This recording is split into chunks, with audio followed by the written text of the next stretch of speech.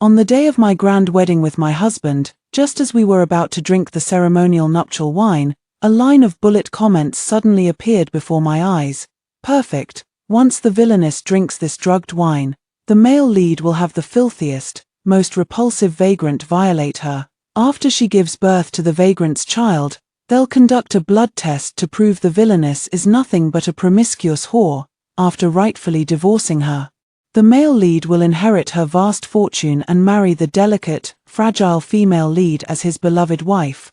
Although the female lead wasn't in the best of health, she successfully gave birth to twins, a boy and a girl, bringing double happiness to the male lead, and they lived happily ever after. I blinked, thinking I must be seeing things from waking up at midnight to wash and dress. Exhausted and bleary-eyed, the barrage of comments before my eyes continued to flash wildly.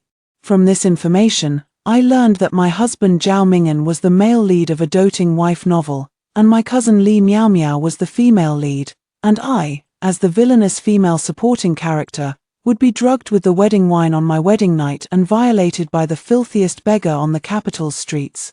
Completely unaware. Hello, everyone. Welcome to my channel. Subscribe us to read wonderful stories every day. Now the story begins, in Zhao Ming'an's plan. If I didn't conceive the beggar's child on the wedding night, he would continue scheming against me. Beggars, vagrants, layabouts, whatever was foulest and most repulsive would be arranged for me until I finally became pregnant, because only after I gave birth could he use the blood test to prove that the child I carried was a bastard. And I, Su Wenjin, the sole daughter of the Su family, the wealthiest merchant in Jiangnan, with vast fortunes at my disposal, was branded a wanton and promiscuous whore. After being driven out of the Marquis's estate, I froze to death on the streets, only to be thrown into a mass grave, my corpse torn apart by wild dogs. Meanwhile, Zhao Ming'an grandly married my cousin, with a dowry stretching for miles, accompanied by the clamor of gongs and drums. What a spectacle it was! After organizing this information, my hand holding the wine glass trembled slightly. Zhao Ming'an was as considerate as ever. "Jinna, why are your hands shaking so badly?" Suppressing the anger in my heart, I said, "Ming'an, I'm really too hungry. Could you ask the kitchen to make me a bowl of noodles first?" A flash of impatience flickered through Zhao Ming'an's eyes. He disguised himself well, still offering me that gentle smile. "My precious Jinna has worked hard. Tonight being our wedding night, let's first drink this ceremonial wine symbolizing eternal harmony. Then I'll have them prepare chicken noodle soup for you." I nodded, feigning shyness as I raised the wide sleeve of my wedding gown to cover my face, where Zhao Ming'an couldn't see. I poured all the wine from my cup into my sleeve, seeing my empty wine cup. Zhao Ming'an looked pleased and stood up to call the servants to make noodles for me. By the time he returned, I had already fallen asleep with my head on the table. Even with my eyes closed, I could sense Zhao Ming'an's happiness. He walked over to me, leaned down close to my ear, and called softly, "Jinna." Seeing I didn't respond, he reached out and gave me a gentle nudge. Seeing that I still showed no reaction, he dropped the act and revealed his true colors. "Su Wenjin, oh Su Wenjin, who told you to be so stubborn, refusing to admit that Miao Miao is your own sister? You've made her suffer all these years, forced to live in your house as a distant cousin, enduring so many scornful looks. You even took advantage of your father's wealth to treat her like a maid. All the humiliation she's endured from you and your family over the years, I'll make sure she gets justice for every bit of it. In our past life, Miao Miao hanged herself on the very day I married you. This time, I won't let history repeat itself. I'll marry her with all the pomp and ceremony she deserves, making her my official wife as the heir. As for you, Su Wenjin, I'll make sure you die more miserably than in your last life." Hearing this, my heart trembled with fear. Zhao Ming'an called his personal servant and ordered, "I'm going to the front hall now. You go open the back gate and lead the person to the bridal chamber." My heart skipped a beat. Zhao Ming'an was planning to let the vagrant he'd prepared earlier into the Marquis's residence. The barrage of comments continues to flash by. "Hey, did everyone see that?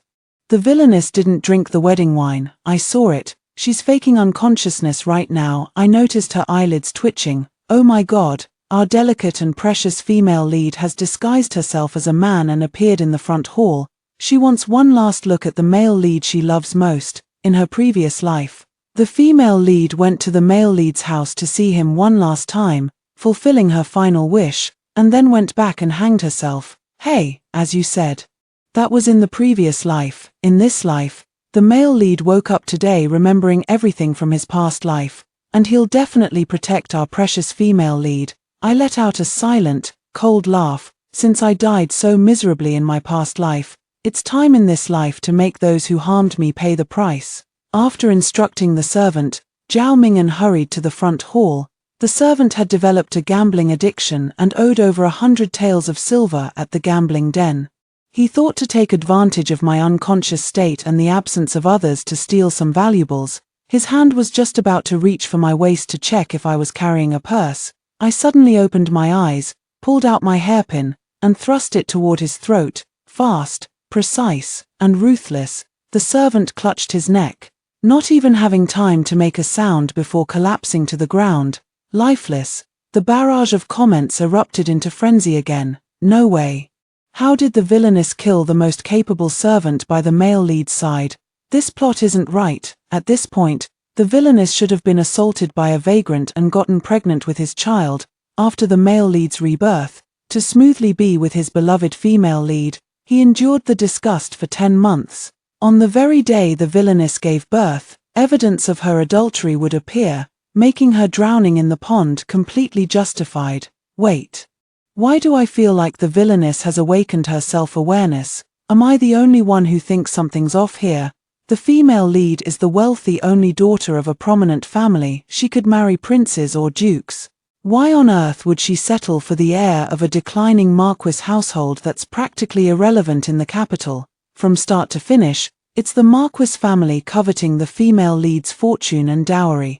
It's a classic case of devouring a family's wealth and then killing off the last heir, utterly heartless. Finally, a dissenting comment appeared. However, it was quickly drowned out by the flood of comments supporting Zhao Ming'an and Li Miaomiao.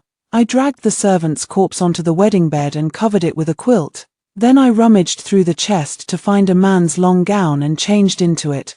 I let down my hair bun and wiped off the makeup from my face. After finishing all this, I blew out the lamp in the bridal chamber, let out a scream, and then hid behind the door. Soon, someone pushed the door open and entered. Miss, the person was none other than Shuangxi, the maidservant who had attended to me closely for over 5 years, as my dowry maid. She had disappeared the moment I stepped out of the bridal sedan. It turned out she had long been bribed by Zhao Ming'an, leaving me utterly alone and helpless during the wedding ceremony, now pushing the door open.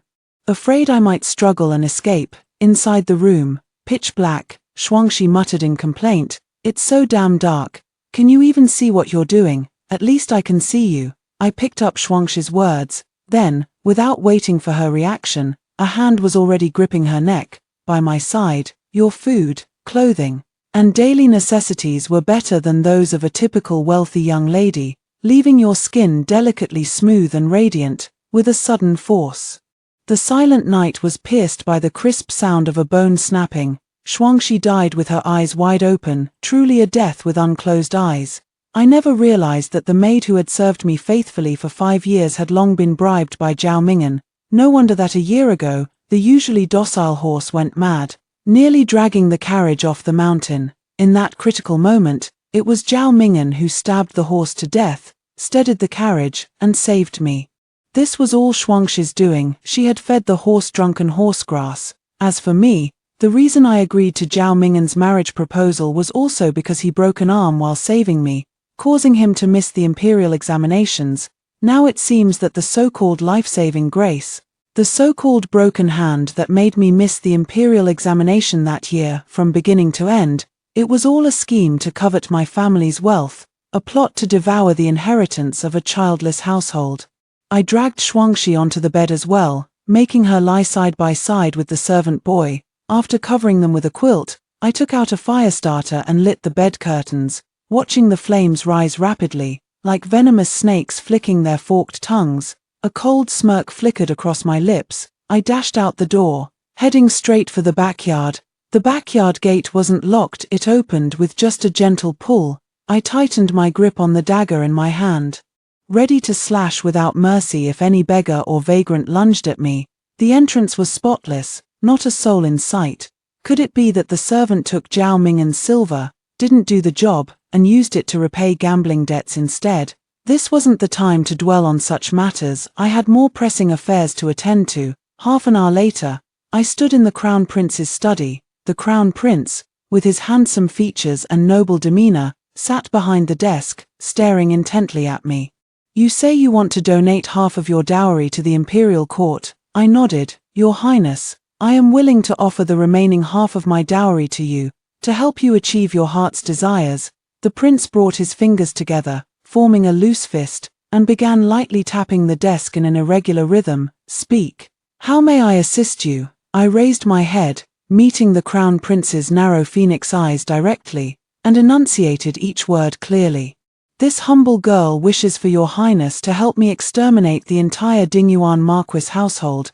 Dingyuan Marquis, the Crown Prince pondered briefly before countering. "Isn't tonight your wedding with the Dingyuan Marquis's heir?" Unable to admit I'd seen the barrage of comments, I redirected the issue to Zhao Mingen. "Your Highness, Zhao Mingen, the heir of Marquis Dingyuan, possesses memories from his past life. He can foresee many events to come, such as who will ultimately inherit the throne. That's why Marquis Dingyuan has been secretly supporting the second prince." The Crown Prince frowned. He didn't get angry when I mentioned that the throne might not necessarily be inherited by him, the Crown Prince. Instead, he calmly asked, "Are you saying Zhao Mingen has been reborn?" I answered swiftly, "Yes, Zhao Mingen has been reborn." When I left the Crown Prince's residence, I was accompanied by an additional person. The Crown Prince had assigned his most skilled shadow guard to protect me. I returned to the Marquis of Dingyuan's residence once more. The new bridal chamber had caught fire, throwing the Marquis's household into chaos. The guests could offer little help. Some had already left, while others stayed to watch the commotion. The Marquis ordered the stewards and servants to put out the fire, but when he still saw no sign of Zhao Mingen, he grew furious. "Where is the heir?" he demanded. The steward had personally witnessed Zhao Mingen leaving the Marquis's residence with a short-statured man, but he dared not speak the truth outright. Facing Lord Dingyuan's questioning, he could only shake his head and lie. This servant didn't see the young master either. A bunch of useless fools. How could a fire start out of nowhere? Lord Dingyuan was unaware of his son's plan. He worried that if Su Wenjin were burned to death and her dowry became known to the Su family, they might come demanding it. Marrying Su Wenjin, who came from a merchant family, was solely for her dowry and the Su family's wealth. The house in Apricot Blossom Lane was purchased by Zhao Mingen immediately after he woke up and remembered his past life. At this very moment, only Zhao Mingen and Li Miao Miao were in the house.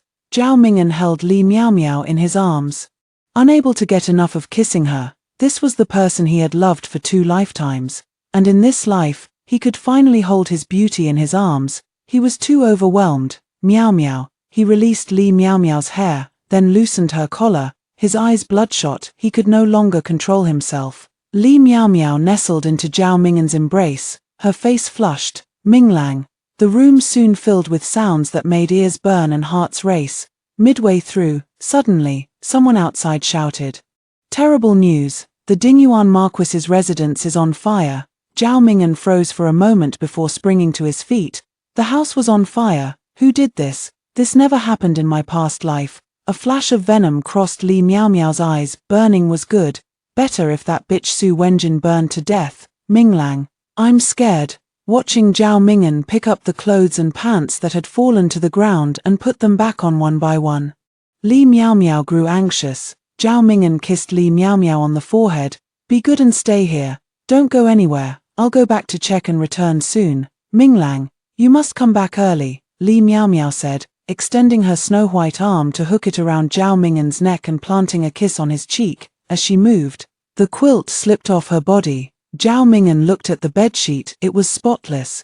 Without a trace of red, he couldn't help but frown.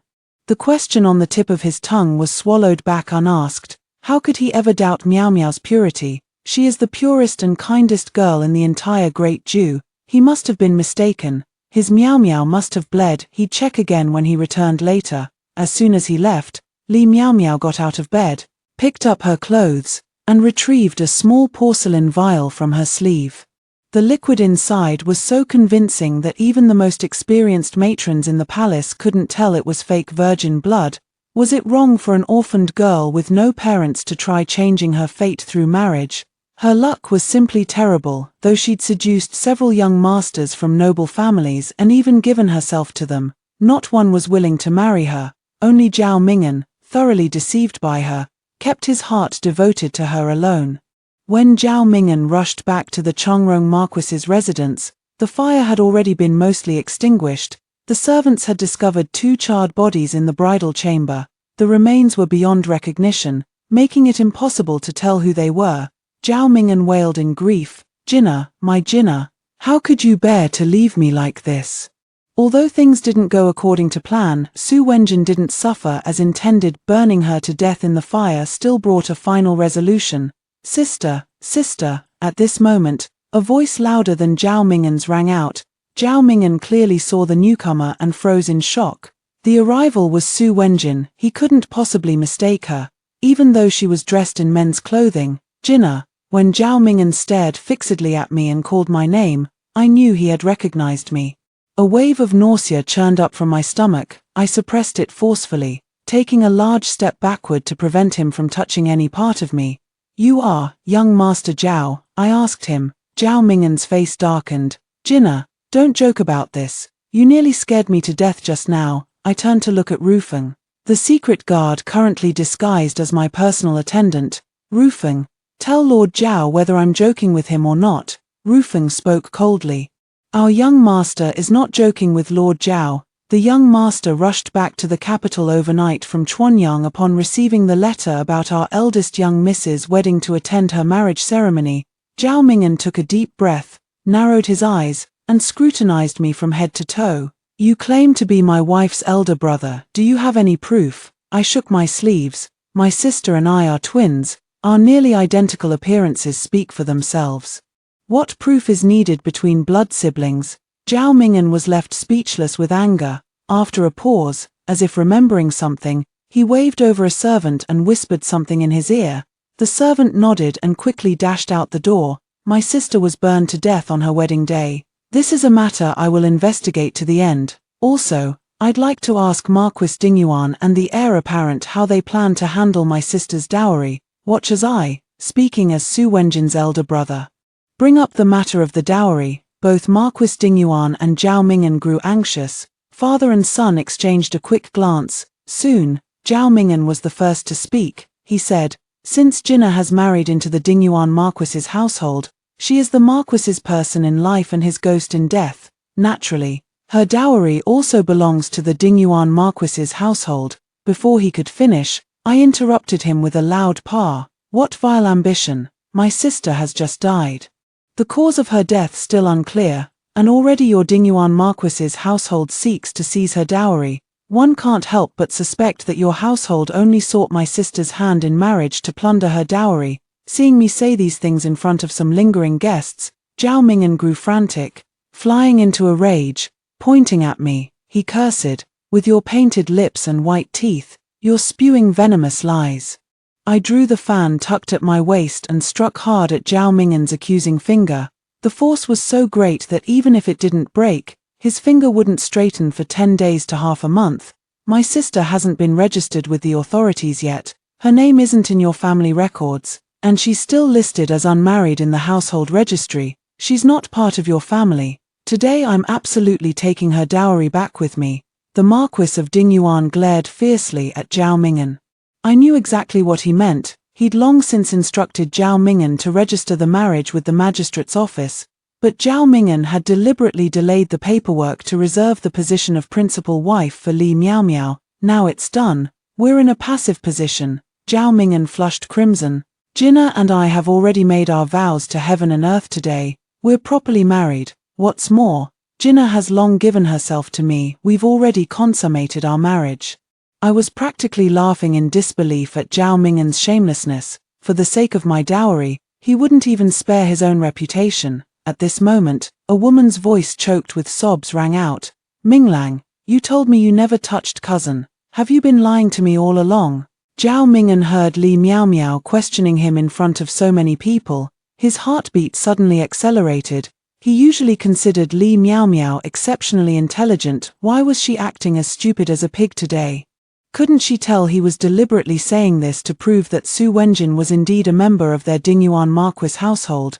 Su Wenjin's dowry could only belong to the Dingyuan Marquis household. Whispers broke out all around. Who is this woman? How dare she call Lord Zhao Minglang so intimately? Look at her disheveled appearance, that flirtatious face, clearly not a decent girl from a proper family, probably some brothel prostitute. How could young Master Zhao be involved with such a low-class woman? Truly, you never know what's in a man's heart. Shut your mouths. Zhao Ming'an couldn't take it anymore. His furious roar made the gossiping crowd awkwardly fall silent. After the air grew still, Zhao Ming'an spoke again. This Miss Li comes from a respectable family and is my wife's cousin. She has served by my wife's side for many years. I invited her here today to testify whether my wife truly has a full-blooded elder brother. I corrected him, not just full-blooded, but actually her twin brother.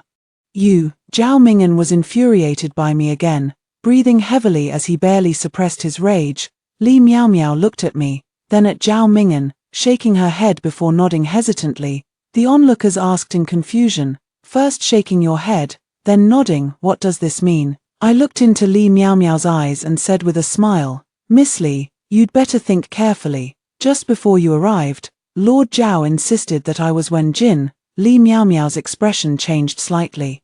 After a few breaths, she had made her decision. Minglang, my cousin does indeed have a twin brother, my cousin as well. However, since he does business in Jiangnan and rarely comes to the capital, almost no one knows of his existence. The moment Li Miao Miao spoke, Zhao Ming'an's heart raced, and a loud boom echoed in his head. He was practically fuming with rage. This idiot, not even considering the timing, still trying to compete with Su Wenjin for attention. This was the woman he had deeply loved for 2 lifetimes, yet suddenly, he found her utterly repulsive.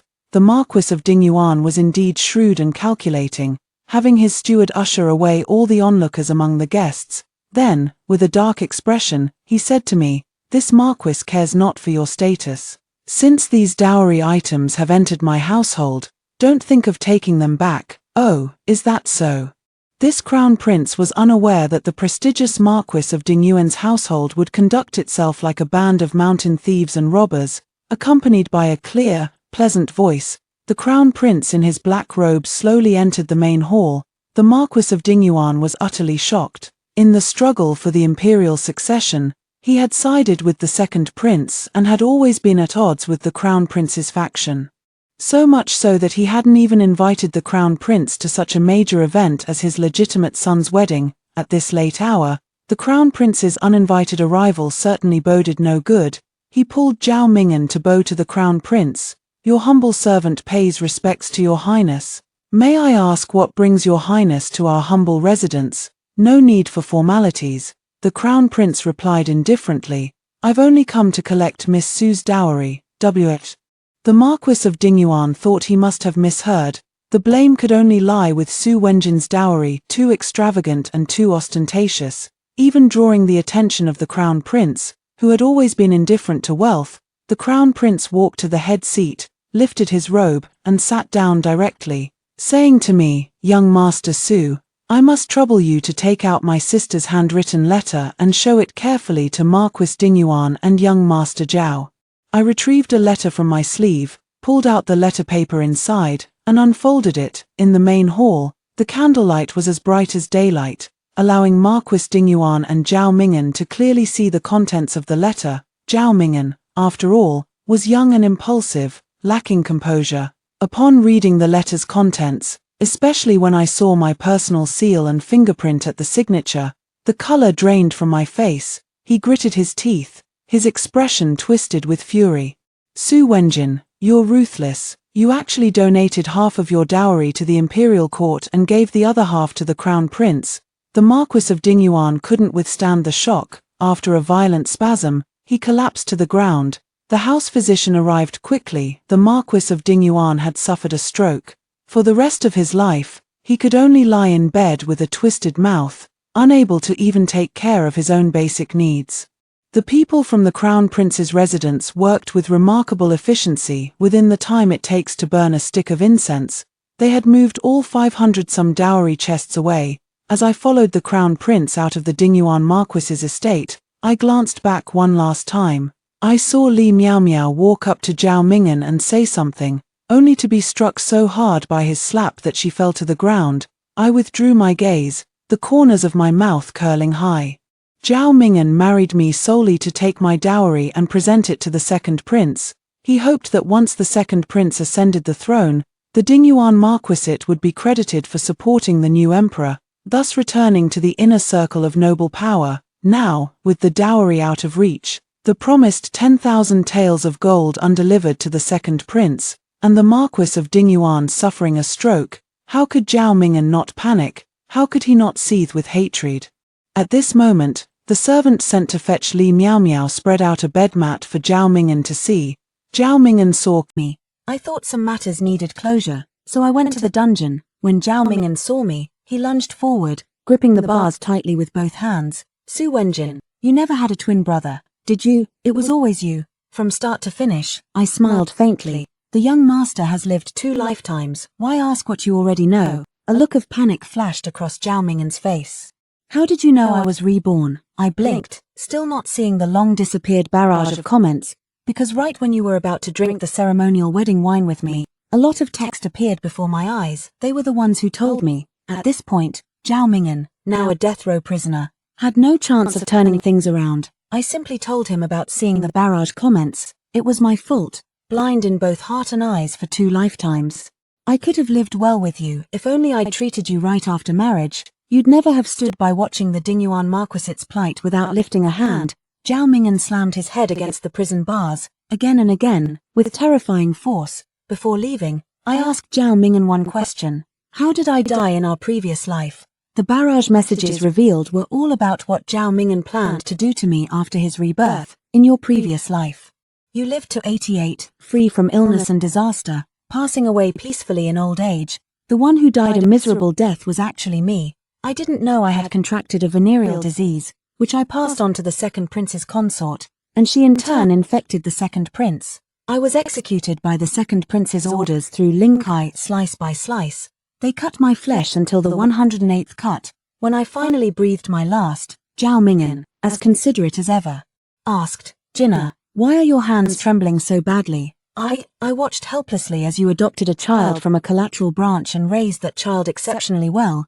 Your child excels in studies, topped the imperial exams, entered the Hanlin Academy, is extremely filial to you, and even earned you a noble title. You have wealth, a noble title, children, and no husband, living freely and unrestrained. Every day I watched all this, suffering immensely. Then one day, I woke up to find that heaven had given me a chance to start over, but I failed to cherish it properly. Actually, I had long suspected that the venereal disease was passed to me by Li Miao Miao. I was just fooling myself, blinded by my own foolishness. I interrupted him. Li Miao Miao isn't my cousin. She's a prostitute from a brothel. Once, I happened to see her being beaten by the madam, and out of momentary pity, I took her in. Never did I expect the 2 of you would become involved. After a pause, I looked at Zhao Mingning's increasingly pale face and continued. As for what you said about her hanging herself in her past life, that's completely unfounded. Someone as vain as her would never commit suicide over love. She seduced the wrong person and contracted a filthy disease. She was silenced. With those words, I turned and strode out. Behind me, Zhao Ming'an's voice rose to near hysteria, cursing Li Miao Miao one moment, pleading with me the next. I paid no attention. Tightening my shawl around my shoulders and quickening my pace, the day I arrived in Jiangnan was when spring flowers bloomed, with waves of floral fragrance lingering in the air. A gentle breeze brushed against my face, carrying warmth that brought immense comfort to the body. The long-absent barrage of comments suddenly reappeared. Holy crap, this is what you call a satisfying read. Forget about toxic female antagonists. This is a strong female lead who avenges wrongs and saves herself. Alright. What a devoted male lead and delicate female lead, just a perfect pair of trashy scum. Hope they stay locked together in their next life, hurting each other, and stop ruining other people's lives. The ending was great. The female lead didn't pin her hopes on any man and chose to thrive on her own. I walked into a time-honored noodle shop, ordered a bowl of their signature eel noodles, and happily dug in. In the distance, The sky was a clear blue, the Jiangnan town peaceful and beautiful. I laughed from the bottom of my heart.